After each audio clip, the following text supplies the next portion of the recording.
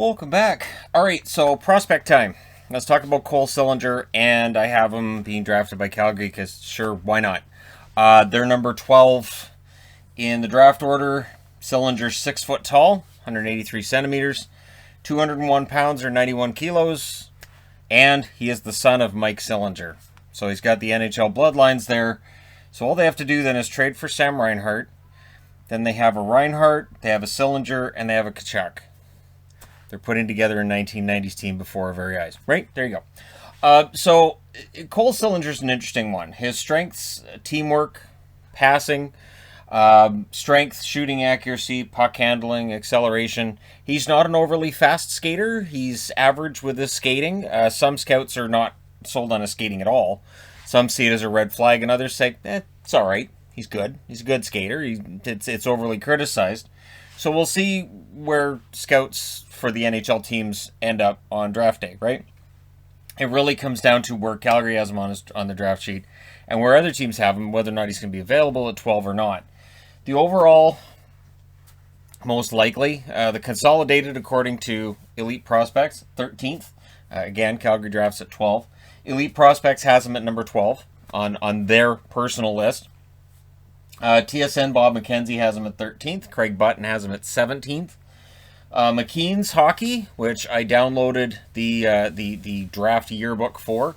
The funny thing with that was I had forgotten for sure that I had a paid subscription with them. I saw them yesterday say our draft book is out, and I think I have a premium subscription with them. Sure enough, I did. So I downloaded their draft book, and they've got him at 15. Hockey Prospect has him at 10th on their list. NHL Central Scouting amongst North American skaters has him at 10th, and the Hockey News has him at 13th. This year he was forced to play for Sioux Falls in the USHL because the WHL was shut down. So being proactive, he, and I would guess his family as well, said, all right, you're going to have to play in the States. Plays 31 games, 24 goals, 22 assists, 46 points. And there was one scouting report that said he basically put Sioux Falls on the map in the USHL, and he was great for them. He shoots well in traffic. He's seen as being a sniper and being a guy who's going to drive a lot of the play offensively. Plays with a goal scorer's shoot first mentality. He will look for the shot first before he looks to his teammates. And that's something that may change as a guy gets older. But the fact that he's got a pretty good shot is going to play well with general managers. Plays with high energy, 200-foot game. High energy in both zones. He's seen as being better at the offensive end of things than at the defensive end. But again, that's not that unusual for highly rated prospects at this point in their careers.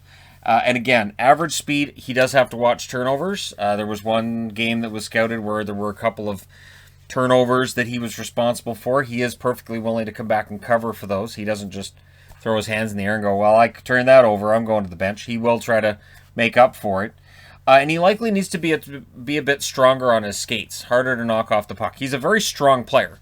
He's physically very strong, but it's that ability to be compact and not be so easy to knock off the puck. That's one thing that I saw in the reports I read as well. And again, that is something you can coach and you can make changes with. At 201 pounds and 6 feet tall, he's definitely powerful.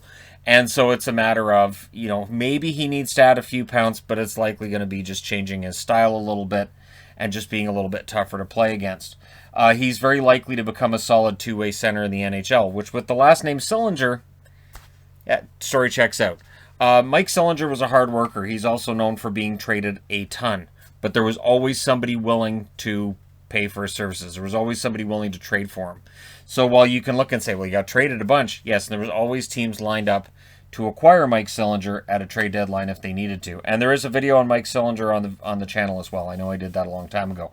So, yeah, Cole Sillinger likely will need some more time before he's NHL ready, which is, again, completely in line with the prospects this year. But if your team's looking for a goal scorer down the middle, and Calgary might be looking for some help down the middle soon, Cole Sillinger is a guy who could very well help. So let me know your thoughts in the comment section below, as always, regarding Cole and his likelihood of maybe being drafted by the Calgary Flames. Don't forget to hit like and subscribe. If you're browsing your way through, you just happened upon this video. And as I'm recording this, we're only a few weeks out now from the draft. And it's nice to see all these draft books are being released. There's more information out there. Because this year's draft class, there's still a lot of unknown in this. And there's still going to be a lot of guesswork. Can't wait to see how this class turns out over the next few years. Thank you guys so much for watching, for all your support. I will talk to you again soon.